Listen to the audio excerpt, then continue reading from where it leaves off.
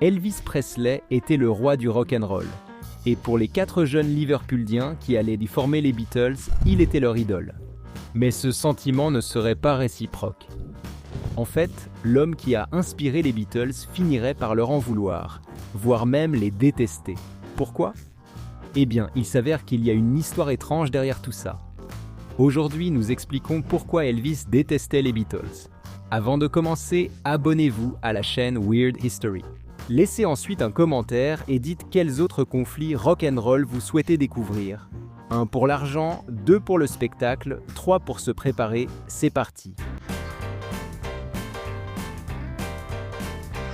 Elvis Aaron Presley est né à Tupelo, dans le Mississippi, en 1935.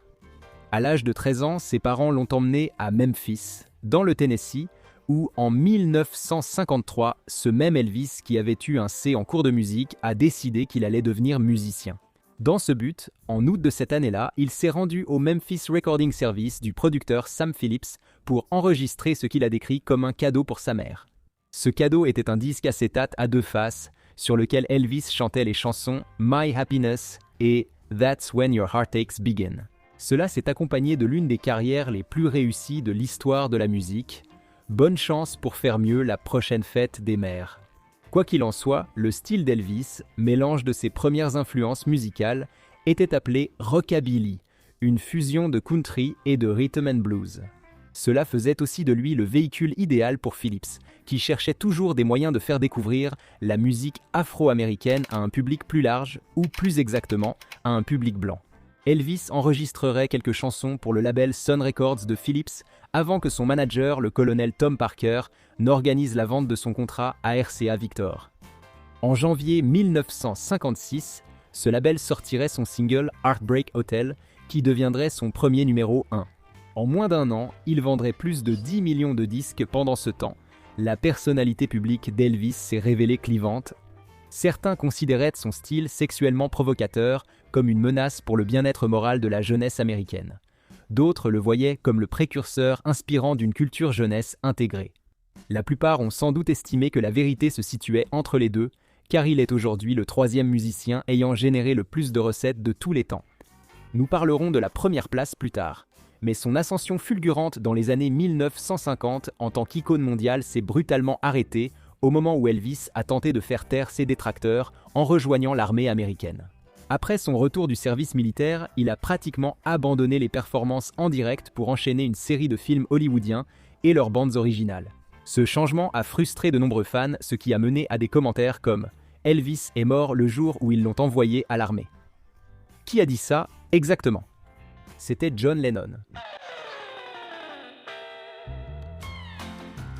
Maintenant, si vous êtes quelqu'un qui est doué pour retenir les dates, tout d'abord, félicitations. Mais deuxièmement, si vous faites le calcul, le déclin d'Elvis coïncide assez bien avec l'ascension fulgurante d'un petit groupe appelé les Beatles. Le groupe comprenait John Lennon à la guitare rythmique, Paul McCartney à la basse, George Harrison à la guitare solo et Ringo Starr à la batterie. Et oui, si l'on se fie aux ventes de disques, ils sont les artistes les plus vendus de tous les temps. Leur premier single, Love Me Do, a atteint la première place aux États-Unis en 1964, au moment où la popularité d'Elvis déclinait. Cela a également déclenché un phénomène baptisé sans grande imagination la Beatlemania.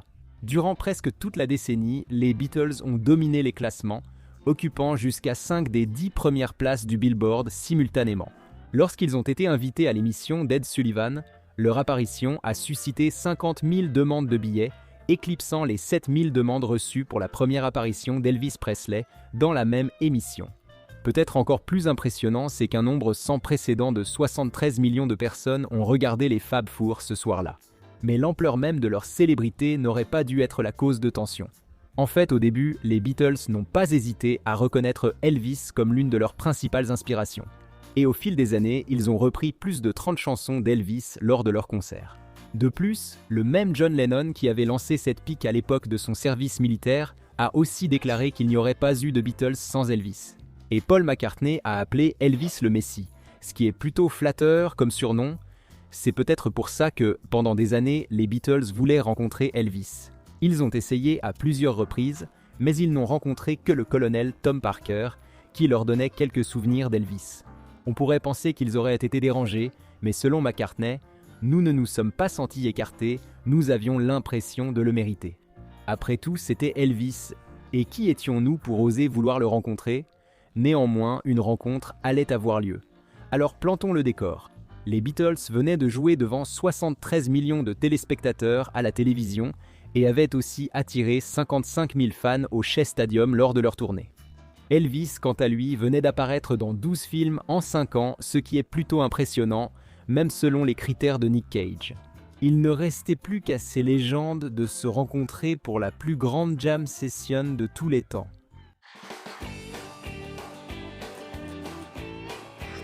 Le 27 août 1965, les Fab Four, qui séjournaient dans un manoir de Beverly Hills qu'ils avaient loué à l'actrice Zsa Gabor, reçurent une invitation pour aller rencontrer Elvis chez lui à Bel Air. Mais il y aurait des règles. Plus précisément, pas de presse, pas de photos et pas d'enregistrement. Chaque groupe avait également amené quelques-uns de ses amis les plus proches, dont le colonel Tom Parker, Priscilla Beaulieu, Jerry Schilling, Marty Lacker et Larry Geller. Les Beatles, de leur côté, ont eu la gentillesse d'inviter leur manager Brian Epstein, l'attaché de presse Tony Barrow et même Ringo. Non, je plaisante, on t'aime Ringo. Quoi qu'il en soit, au moment de la rencontre, le camp des Beatles était, je cite, plus nerveux que jamais. C'était sûrement un moment fort pour eux quand Elvis a ouvert la porte. L'a-t-il vraiment fait ? Il est venu à la porte, ce qui fait débat parce qu'on a déjà raconté cette histoire et Ringo a dit « Non, ce n'est pas vrai ». Il était sur le canapé. Moi je dis non, il n'était pas assis, il est venu à la porte.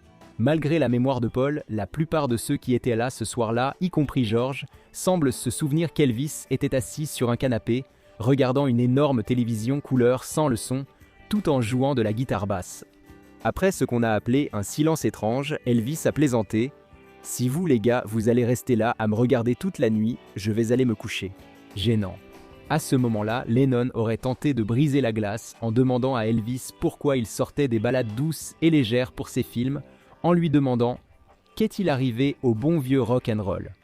Elvis et le colonel Parker ont alors expliqué que la formule des films était en gros le seul moyen garanti de ne pas perdre d'argent. Parole de vrai artiste. À partir de là, les choses deviennent un peu mystérieuses. Selon John, les Beatles ont en fait joué avec Elvis. On est entré, on a joué avec lui, on s'est tous branchés sur ce qu'il y avait, puis on a joué et chanté. D'après certains présents, ils ont chanté des chansons de Chuck Berry et Elvis a joué de la basse sur I Feel Fine des Beatles. Des témoignages affirment que le garde du corps, Mal Evans, a cassé des cuillères en plastique pour faire des médiators pour la jam session. Et Ringo, n'ayant pas d'instrument à jouer, a tapé le rythme avec ses doigts sur les meubles en bois. La simple idée d'Elvis et des Beatles en train de jammer ensemble suffit à faire chavirer n'importe quel vrai fan de rock'n'roll. Et si un enregistrement de cette session existait, il vaudrait des milliards de dollars. Mais il n'y a probablement pas d'enregistrement, car malgré ce que John a dit aux médias, cette jam session n'a peut-être jamais eu lieu. Pourquoi disons-nous cela ? Parce que c'est ce que disent les 3 autres Beatles. Je n'ai jamais joué en jam session avec Elvis. John a dit qu'il l'avait fait. John a joué en jam session avec Elvis. Ouais, ça a dû être quand tu es sorti de la pièce. En cachette, là. Nuit. Cette interview a été donnée à l'époque de la sortie de l'anthologie des Beatles. Et il est impossible d'imaginer que les 3 membres survivants aient oublié la nuit où ils ont pu jouer avec leur idole.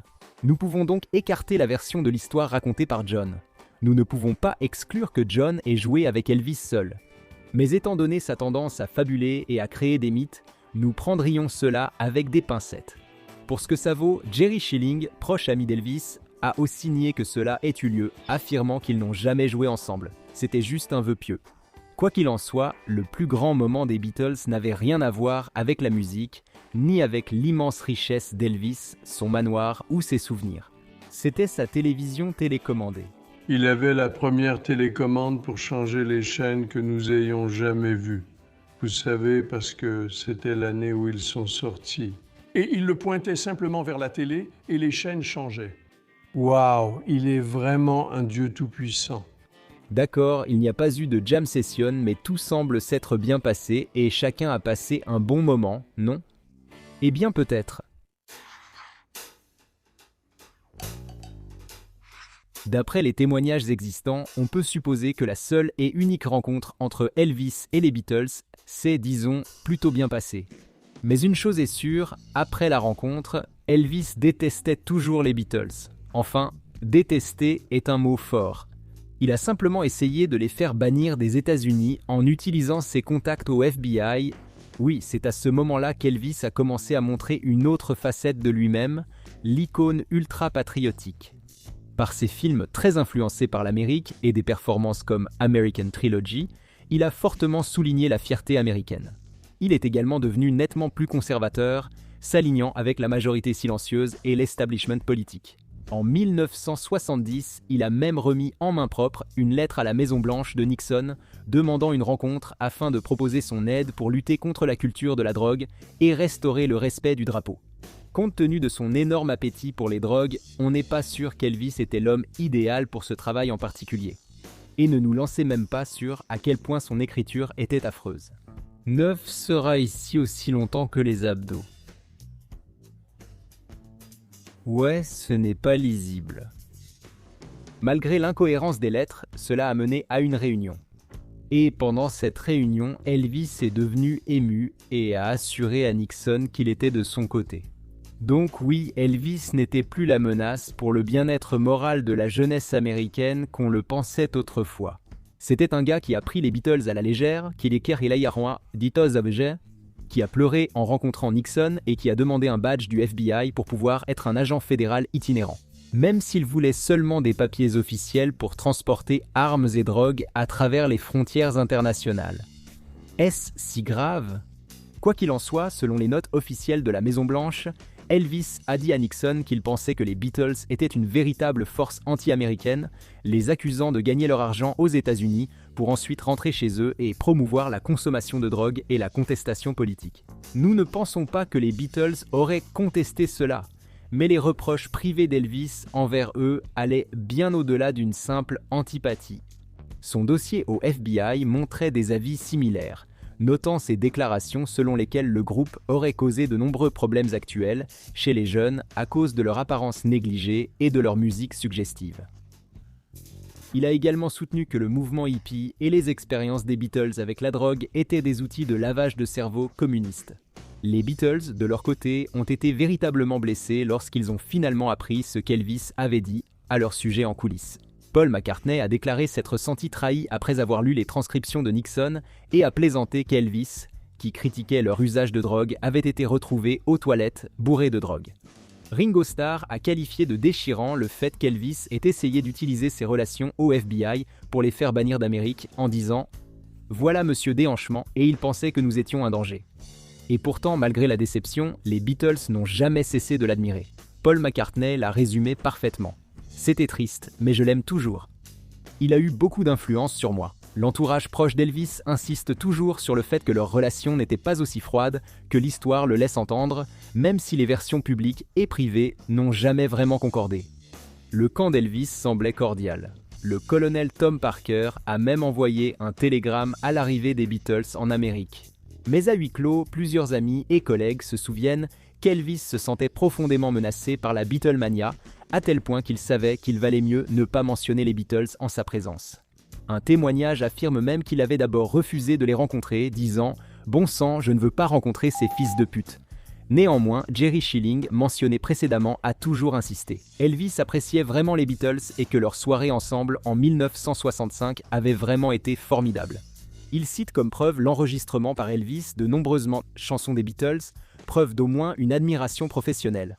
Peut-être que cela calmera les esprits soupçonneux. Alors pourquoi pensez-vous que le roi détestait les Fab Four ? Dites-le nous dans les commentaires ci-dessous et pendant que vous y êtes, regardez certaines de ces autres vidéos de Weird History.